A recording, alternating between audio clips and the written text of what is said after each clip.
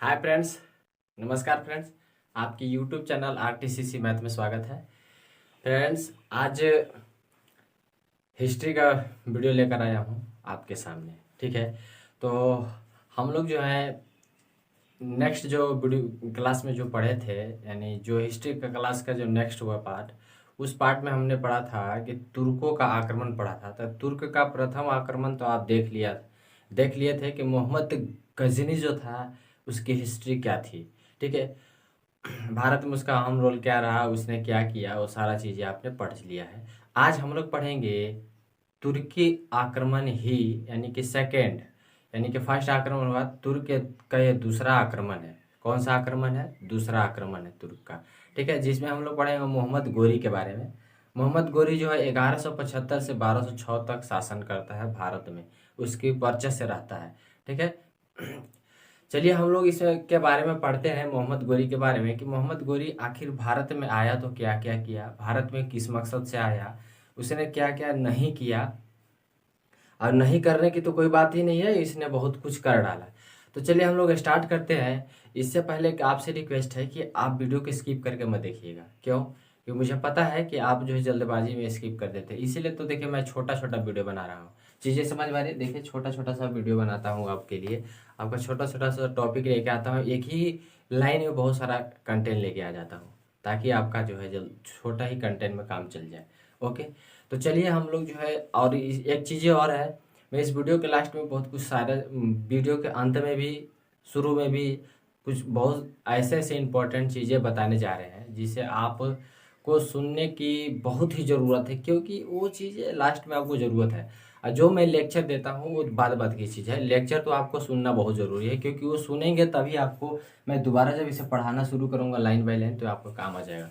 तो लास्ट में अगर आप हट जाइएगा तो मेरा लेक्चर ही तक सीमित रहिएगा, और नहीं अगर लास्ट में, अगर मेरे वीडियो लास्ट तक आप, अगर आप मेरा लेक्चर को सुनते हैं या देखते हैं वीडियो को, तो ये सारी कंटेंट जो मिल जाती है, चीज़ें समझ में आ गई होगी। तो चलिए हम लोग स्टार्ट करते हैं, और ध्यान दीजिएगा। हम पढ़ेंगे मोहम्मद गोरी, और मोहम्मद गोरी के बारे में पढ़ते हैं कि क्या है। इसने 1175 से शुरू किया और 1206 तक इसने शासन किया। तो चलिए मोहम्मद गोरी के बारे में स्टार्ट करते हैं। मोहम्मद गोरी जो था, ध्यान से सुनिएगा, मोहम्मद गोरी जो था यह तुर्की शासक था, यह तुर्क का रहने वाला था, यह तुर्क का शासन करने वाला व्यक्ति था। कौन था? यह तुर्क से के शासन करने वाला मोहम्मद गोरी व्यक्ति था। इसका मेन मकसद था भारत में आक्रमण करना, कि साम्राज्य को विस्तार करना। क्या करना? साम्राज्य को विस्तार करना था, और इस्लाम धर्म को प्रचार करना। यही मकसद से आया था भारत में। समझ में आ गया? तो इसका मेन मकसद यही था कि अब यहाँ पे थोड़ा सा इसका एक रीज़न हो जाता है। सबसे इम्पोर्टेंट रीज़न क्या है कि उन सब बाकी, मोहम्मद बिन कासिम, मोहम्मद गजनी आया तो उसने जो था लूट पाट वगैरह वगैरह सारा चीज़ करने आया, लेकिन इसका थोड़ा मकसद चेंज था। इसने मकसद बनाया कि अब जो है भारत में साम्राज्य स्थापित करना था, और दूसरा जो इसका मकसद था इस्लाम धर्म का प्रचार करना था।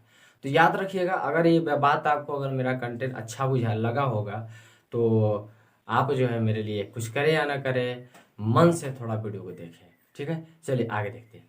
तो मोहम्मद गौरी जब साम्राज्य स्थापित करने के लिए आया भारत में, और दूसरी चीज़ें था, इसका सबसे अहम रोल था कि इस्लाम धर्म को प्रचार करना। ये सभी आने वाले जो आगे आगे का इस्लाम थी शासक थे, उन्होंने भी किया, लेकिन इसका एक सिर्फ चेंजिंग यही रहा कि वो इस जो है साम्राज्य स्थापित करना था। उसके बाद 1175 में जो है भारत पर अटैक कर देता है, आक्रमण कर देता है। भारत पर 1175 में आक्रमण कर देता है, और आक्रमण करता है मुल्तान में। कहाँ करता है? मुल्तान। अभी जो है मुल्तान पाकिस्तान में पड़ता है। कहाँ पड़ता है? पाकिस्तान में। मुल्तान पर आक्रमण कर देता है। वहाँ का शासक जो था कमर वहाँ का जो शासक था, उस शासक का नाम था, जानते हैं क्या? कमर। उस जब वहाँ का जो शासक था वो कमरमाथी नाम का मुसलमान जो जाति होते थे, कमरमाथी नाम के मुसलमान जात होते थे, उन पर वो अटैक कर देता है। तो वहाँ पे तो मोहम्मद गोरी जो अटैक करता है 1175 में। और भारत पर याद रखिएगा, मोहम्मद गोरी का प्रथम आक्रमण जो हुआ 1175 में कमरमाथी मुसलमानों पर हुआ था। ओके, समझ में आ गया होगा। वहाँ पे जब अटैक होता है तो वहाँ पे मोहम्मद गोरी जीत जाता है। क्या होता है? मोहम्मद गोरी जीत जाता है। जीतने के बाद जो है मोहम्मद गोरी पुनः वह कहाँ चला जाता है? गजनी वापस, यानी कि सॉरी, वापस चला जाता है तुर्क, ठीक है, क्योंकि तुर्क का रहना था इसलिए तुर्कवासी कहलाता था। दूसरी बातें हैं ध्यान से समझिएगा। उसके बाद मोहम्मद गोरी जो है नेक्स्ट आक्रमण 1178 में कर देता है। तो कब 1178 में जब करता है तो बड़ा अजीबो सा कहानी है, क्योंकि इसने मोहम्मद गजनी के बारे में जाना था, मतलब जान रहा था कि यह जो है सबसे बड़ा अटैक जो आक्रमण किया था सोमनाथ मंदिर पर आक्रमण किया था मोहम्मद गजनी। तो उस चीज़ को इसको दिमाग में खटखट खटखट करता रहता था कि क्या है सोमनाथ मंदिर की बात। तो बहुत सारा गोल्ड लौट कर चला गया था। तो इसने भी प्लान बनाया और इसने भी मोहम्मद गोरी जो है 1178 ईस्वी में गुजरात पर आक्रमण कर देता है। तो उस समय गुजरात का जो शासक था यानी गुजरात का राजा था भीम थर्ड था, भीम द्वितीय था। कौन था? भीम द्वितीय था। ध्यान दीजिएगा, भीम द्वितीय था। और भीम द्वितीय जो था गुजरात का राजा था, और गुजरात के राजा के साथ साथ ये जो है मोहम्मद गोरी जो है अटैक करता है गुजरात पर। और वहाँ का शासक कौन था? भीम द्वितीय था। और जब अटैक करने के बाद जो है होता क्या है कि भीम द्वितीय जो है इसको ऐसी बुरी तरह से हराता है कि वापस भाग जाता है। कहाँ हो जाता है? भाग जाता है। और इस पीरियड में मोहम्मद गोरी जो है वहाँ पे बार बार आक्रमण करता है। क्या करता है? बार बार आक्रमण करता है। बार बार आक्रमण करने के कारण जो है, इससे पहले इसका और भी कहानी रहा कि जब भीम द्वितीय जब 1178 में जब ये आक्रमण किया था गुजरात पर, तो वहाँ का भीम द्वितीय जिसको मूल्यराज द्वितीय भी कहा जाता है, ध्यान से सुनिएगा, भीम द्वितीय का दूसरा नाम मूल्यराज द्वितीय भी है। वो जब आक्रमण किया था तो वहाँ का जो भीम द्वितीय का जो माँ थी वो माफ करना नहीं चाह रहा था भीम द्वितीय, इस सब जकड़ कर जंजीरों में लेके आ गया था। लेकिन उसकी माँ जो थी बहुत दयावान थी, दयावान होने के कारण जो है इसको माफ कर दिया, यानी कि उसकी माँ के कहने पर उसने छोड़ दिया। समझ में आ गया? छोड़ दिया। तो इसने बहुत बार आक्रमण किया, बहुत बार अटैक किया गुजरात पे, बहुत बार अटैक किया। लेकिन भीम द्वितीय जो था बहुत ही शक्तिशाली राजा था, ठीक है। शक्तिशाली होने के कारण जो था ये अटैक तो बार बार करता था लेकिन कभी उसे जीतने नहीं देता था। क्या होता था?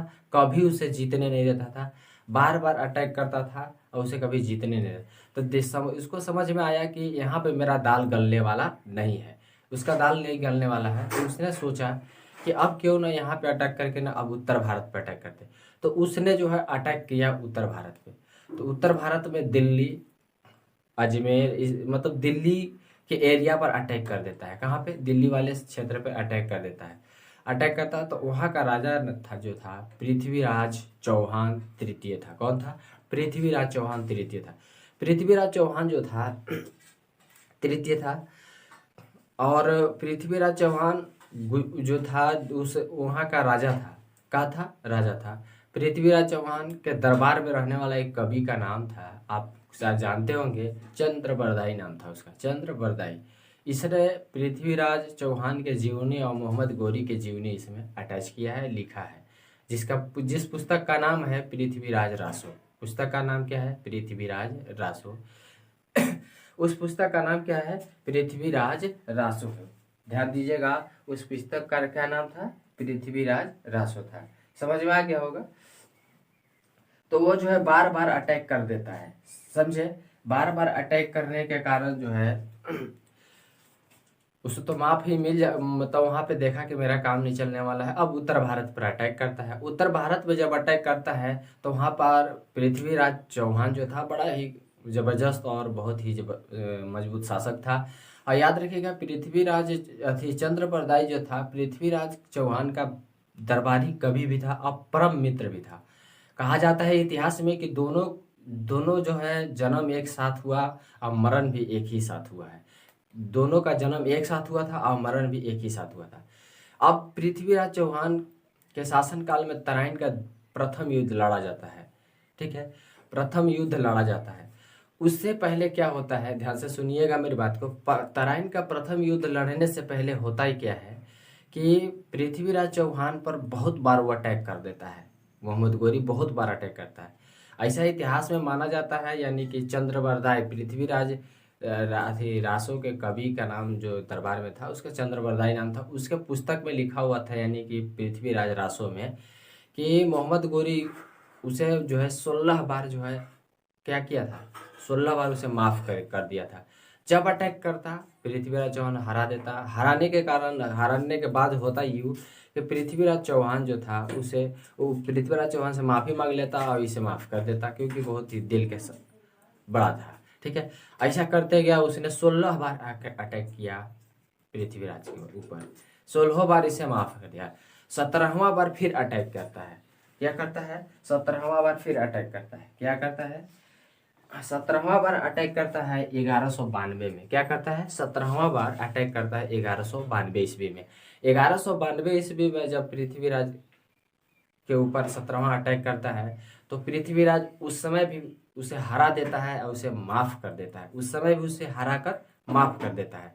माफी फिर मांग लेता है मोहम्मद गोरी, समझ गए होंगे, माफी मांग लेता है। इसी पीरियड में होता यूँ है कि एक गढ़वाल वंश चल रहा था। एक क्या चल रहा था? एक गढ़वाल वंश चल रहा था। ध्यान से सुनिएगा, एक गढ़वाल वंश चल रहा था। और गढ़वाल वंश का जो राजा का नाम था वो उस राजा का नाम था जयचंद। क्या नाम था? जयचंद। जयचंद के पुत्री से पृथ्वीराज चौहान जो था प्यार करता था, मतलब उससे शादी करना चाह रहा था। लेकिन ये हुआ यूँ कि एक स्वयंवर चला। पृथ्वीराज गढ़वाल वंश के शासक जो जयचंद था, जयचंद ने एक स्वयंवर रचा जिसमें सभी राजाओं को आमंत्रित किया, लेकिन पृथ्वीराज चौहान को आमंत्रित नहीं किया, इसलिए कि पृथ्वीराज चौहान से वो सख्त नफरत करता था। उसका यही मकसद था कि मैं उसके साथ अपनी बेटी की शादी नहीं करूँगा। चीज़ें समझ में आ गई? तो इसलिए उसको आमंत्रित नहीं है। इसी बीच में उसे गुस्सा आ जाता है। इसी को लेकर जो है पृथ्वीराज चौहान को गुस्सा आ जाता है। गुस्सा होने के कारण जो है पृथ्वीराज चौहान करता ये है कि उस स्वयंवर में जो है जबरदस्ती चला जाता है, उसे अगवा कर लेता है उसके पुत्री को, उसके साथ शादी कर लेता है। अब इसी शोक इसी दुख को जो है उसने जो है एक प्रण किया और उसने कहा कि मैं चाहे कुछ भी होगा इसका बदला उससे हम लेंगे। ठीक है, तो वह समय आ गया बदला लेने का। अब क्या समय आया? वो पृथ्वीराज चौहान जो था मोहम्मद गोरी जो था, पृथ्वीराज इस चीज़ को पता चला तो मोहम्मद गोरी के साथ जो है क्या थी, मोहम्मद गोरी और क्या बोलते हैं चंद्रबरदाई, घर के भेदी लंका ढाए वाला हाल हो गया है। अब यहाँ यह हुआ कि चंद्रबरदाई और मोहम्मद गोरी जो है उसके भेद को सारा जानकारी दे देता है, और जिसमें पृथ्वीराज चौहान जो है तराइन का दूसरा युद्ध लड़ा जाता है 1192 ईस्वी में। प्रथम युद्ध 1191 VVI है, ध्यान से सुन लीजिएगा। प्रथम युद्ध 1192, इसमें पृथ्वीराज चौहान जीत जाता है, मोहम्मद गोरी हार जाता है। 1192 में लड़ा जाता है तराइन का दूसरा युद्ध। तराइन कहाँ है? तो हरियाणा के करनाल जिले में स्थित एक जगह है। ठीक है, उस जगह में ही तराइन है, मतलब उस जगह का नाम है तराइन, इसलिए वहाँ तराइन का युद्ध लड़ा गया था 1192 ईस्वी में। 1192 ईस्वी में जब लड़ा जाता है, इसमें मोहम्मद गोरी जो है जीत जाता है और उसके पृथ्वीराज चौहान की हत्या कर देता है। लेकिन क्यों हत्या कर देते हैं? तो इसमें चंद्रबरदाई जो था गढ़वाल वंश के शासक जो जयचंद था उसका उस कहने का मतलब है कि उसको सपोर्ट कर दिया था, जिसके चलते वो हार गया था। अब समझ गए यहाँ तक? अब इसमें हुआ क्या, बहुत ही बड़ा उलटफेर हो जाता है। यहाँ पे उलटफेर क्या होता है कि जब वो हार जाता है तो कुछ इतिहास में वो कहनाम है, जिसे कि पृथ्वीराज रासो के जो चंद्रबरदाई जो कवि थे उनका कहनाम है कि नहीं, पृथ्वीराज चौहान को मोहम्मद गोरी ने हत्या नहीं किया था, ना ही मारा था। ठीक है, तो इसमें यह कहा जाता है कि हत्या नहीं किया था तो क्या हुआ था। तो पृथ्वीराज चौहान के में हुआ का कि वो कहता है चंद्रबरदाई कि पृथ्वीराज चौहान और मुझे दोनों को बंदी बनाकर जो है मोहम्मद गोरी लेकर अपने साम्राज्य चला गया, जहाँ पे वो का रहने वाला था। वहाँ लेकर गया तो वहाँ पे इन लोग को जकड़ कर रखा था एक जंजीरों में। अब पृथ्वीराज चौहान जो है जब भी मोहम्मद गोरी से बात करने की बात होती तो पृथ्वीराज चौहान कभी भी उसके सामने नज़र झुकाकर बात नहीं करता था, जंजीर में रहने के बाद भी। लेकिन फिर भी होता यूँ था कि वो फेस टू फेस बात करता था। मोहम्मद गोरी से बार बार कहा कि तुम अपनी नज़र को नीचे करके बात करो, नहीं करता था, जिसके कारण उसने अपने सैनिकों को आदेश दिया उसके आँख को फोड़ दिया जाए। ठीक है, तो इसके बाद जो है यह एक चंद्रबरदाई की किताबों में लिखा गया ये कहानी है, या चंद्रबरदाई का कथन है ये, ठीक है। उसके बाद एक स्वयंवर होता है। स्वयंवर में होता है कि चंद्रबरदाई बोलता है कि भाई मेरा जो अथी पृथ्वीराज है उसे जो है बाण अथी भेदी बाण चलाने आता है, इनके पास शब्द भेदी बाण का ज्ञान है। तो एक स्वयंवर हो रहा था, तो उसमें आज्ञा मांगा गया मोहम्मद गोरी से। मोहम्मद गोरी शायद उनको जो है एक्सेप्टेड नहीं थे, लेकिन फिर भी मोहम्मद जो है आप जंजीर तो चंद्रबरदाई बोला कि भाई आप जंजीरों से इनको मुक्त करके देखिए और बांध दीजिए हाथ में, यह आपका शब्द भेदी बाण चलाएंगे, ये इनकी कला है। तो मोहम्मद गोरी ने इनको आदेश दे दिया कि भाई इनकी जंजीरों का हटा दिया जाए और इनको एक बाण, एक धनुष और एक तीर दे दिया गया। तो इसमें होता ये था, शब्द भेदी बाण का मतलब ये होता था कि आप जो बोले ना तो वो आवाज़ के अनुसार उस दिशा को डायरेक्शन करके वो चला देता था, दिशा के अनुसार चलाया जाता था बाण। तो वही हुआ। तो जब अथी उनको धनुष बाण समझा दिया गया तो वहाँ पे मोहम्मद गोरी से पृथ्वीराज चौहान से कहा गया कि पृथ्वीराज चौहान से चंद्रबरदाई कहा, उनका कवि जो कहा या मित्र ने कहा कि भाई अथी उनसे कहा कि देखिए अथी उनको कानों में जाकर जो फुसका के कहा कि एक कहानी के माध्यम से कि 4 बांस और 12 गज के 4 बांस और 12 गज की दूरी पर स्थित राजा की सिंहासन मतलब मूर्ति यानी राजा बैठा है, यही बोला था उनके कान में। तो इस आवाज़ को देता है। उसके बाद जो है मोहम्मद गोरी उनको आदेश देता है चलाने के लिए बाण। तो आदेश जैसा ही देता है तो इसमें कहा यह गया था कि जो आप आवाज़ जो देगा उस आवाज़ को लख कर, उस आवाज़ को परख कर बाण चलाया जाएगा, ठीक है। तो वहाँ पे मोहम्मद गोरी जो है, हमें लगता है कि मोहम्मद गोरी जैसा ही उनको बोला, यानी चंद्रबरदाई भी बोला था कि मोहम्मद गोरी जैसा ही जो है आवाज़ देता है कि बाण चलाया जाए, तो उस पृथ्वीराज चौहान उसी बात को सुनकर उसी बात पे लख कर बाण जो है मोहम्मद गोरी की तरफ चला देता है। मोहम्मद गोरी की तरफ जब चलाता है तो मोहम्मद गोरी जो क्या हो जाती है, हत्या हो जाती है, मोहम्मद गोरी वहाँ मारा जाता है। तो ये चंद्रबरदाई की पुस्तक में, चंद्रबरदाई कवि है, उसके पुस्तक में लिखा हुआ था। यहाँ तक समझ गए। तो उस राज्यसभा यानी कि उस समारोह में कौन मौजूद था? चंद्रबरदाई के अथी जयचंद के पुत्र भी मौजूद था। क्यों? क्योंकि 1194 ईस्वी में जयचंद के साथ जो है युद्ध होता है, जयचंद और पृथ्वीराज चौहान के बीच होता है। जयचंद और मोहम्मद गोरी के बीच होता है। 1194 ईस्वी में युद्ध होता है, ठीक है, जिसमें जयचंद की हत्या कर देता है। अब उसमें उसका पुत्र साथ जो था, जयचंद के पुत्र भी था वहाँ उस समारोह में।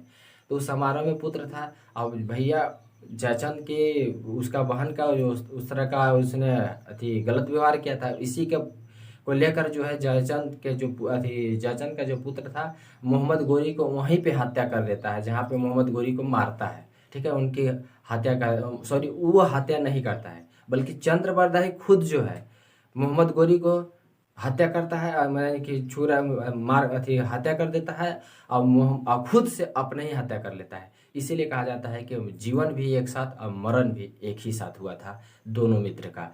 ये इतिहास में एक बहुत बड़ा अहम रोल था। तो हमें उम्मीद है आपको बहुत कुछ चीज़ें यहाँ से सीखने को मिला होगा कि मोहम्मद गोरी ने अपने इतिहास में क्या क्या किया, समझ गए। तो हम लोग जो है इस बात को लेकर जो है आगे बढ़ते हैं। उसके बाद मोहम्मद गोरी जो था, जब तराइन के दूसरा युद्ध जीता था, तो यहाँ पे इतिहास में एक मोड़ आता है। तराइन के जब दूसरा युद्ध जीता था तो उसमें 2-3 जो है एक क्या बोलते हैं दामाद, जिसको हम लोग बोलते हैं कि क्या बोलते हैं दामाद था, यानी मोहम्मद गोरी का एक दामाद भी था जिसका नाम गुलाम भी था या दामाद दोनों कह सकते हैं। गुलाम को लेकर आया था, जिसमें 4 गुलाम महत्वपूर्ण थे। 4 गुलाम में आपको सबसे इम्पोर्टेंट गुलाम का नाम बताते हैं जो बहुत ही ज़्यादा जरूरी है, उसी को हमको पढ़ना है। तो वह कुतुबुद्दीन ऐबक, आपको ठीक ध्यान से सुन लिएगा। कुतुबुद्दीन ऐबक जो था उसका एक गुलाम था, कि गुलाम था या दामाद था, समझ में आ रहा है, वो दामाद था। उसने सबसे अहम रोल अदा किया था तराइन के दूसरा युद्ध में 1192 ईस्वी में। तराइन के दूसरा युद्ध 1192 में अहम रोल अदा किया था, इसीलिए मोहम्मद गोरी ने उस युद्ध को जीत गया था। अब मोहम्मद गोरी, तो इस बार मोहम्मद गोरी जो बहुत खुश हुआ, बहुत खुश होने के कारण जो है उसे आर्मी चीफ बना दिया। अपना सेनापति बना देता है। सेनापति बनाने के बाद मोहम्मद गोरी जब मारा जाती है, जब वापस जाता है अपने साम्राज्य, अपने जहाँ से आया था वहाँ जब वापस जाता है, ठीक है, तो गजनी मतलब जाता है, क्योंकि वो भी जो वहीं का रहने वाला था, तुर्क गजनी। तो जब गजनी जाता है तो गजनी जाने जाने से पहले जो है सारा कार्यभार इसको सौंप देता है, मोहम्मद गोरी कुतुबुद्दीन ऐबक को। यहाँ का भारत में साम्राज्य स्थापित करने के लिए बोलता है, यहाँ का सारा जो है थी शासन व्यवस्था मोहम्मद कुतुबुद्दीन ऐबक को सौंप देता है। और कुतुबुद्दीन ऐबक जो है यहाँ पे सबसे पहला काम यही करता है कि यहाँ पे इस्लाम धर्म के प्रचार के लिए इसने 2 काम किया। पहला तो बात था कि उसने जब भारत में अटैक किया, आक्रमण किया, तो उसे जीत तो गया, यहाँ पे साम्राज्य स्थापित कर दिया। दूसरे 1192 में ही मुस्लिम साम्राज्य स्थापित हो गया, इस्लाम साम्राज्य स्थापित हो गया। समझ में आ गया, यहाँ पे मुस्लिम वंश की स्थापना हो चुकी। लेकिन सबसे अहम बात ये था कि जब स्थापना हो गया तो इस साम्राज्य को चलाना भी तो जरूरी था, तो चलाने के लिए कुतुबुद्दीन ऐबक को लाया गया। कुतुबुद्दीन ऐबक, क्योंकि मोहम्मद गोरी तो वापस चला गया, तो मोहम्मद गोरी वापस नहीं बल्कि उसे सौंप दिया, एक तरह से कहिए सौंप दिया। अब सौंपने के बाद जो है क्या बोलते हैं, जब मोहम्मद गोरी जो था सौंप दिया जब कुतुबुद्दीन ऐबक को, तो कुतुबुद्दीन ऐबक जो है इस्लाम धर्म के प्रचार के लिए उसने 2 मस्जिद बनवाए, ठीक है, 2 मस्जिद बनाए। पहला मस्जिद का नाम है 2.5 दिन का झोपड़ा, जो अजमेर में स्थित है, 2.5 दिन का झोपड़ा। और दूसरा जो है इस्लाम उल सॉरी वो रुकिएगा, मैं याद करके आपको बताता हूँ, थोड़ा सा रुकिएगा लाइन पे ध्यान से।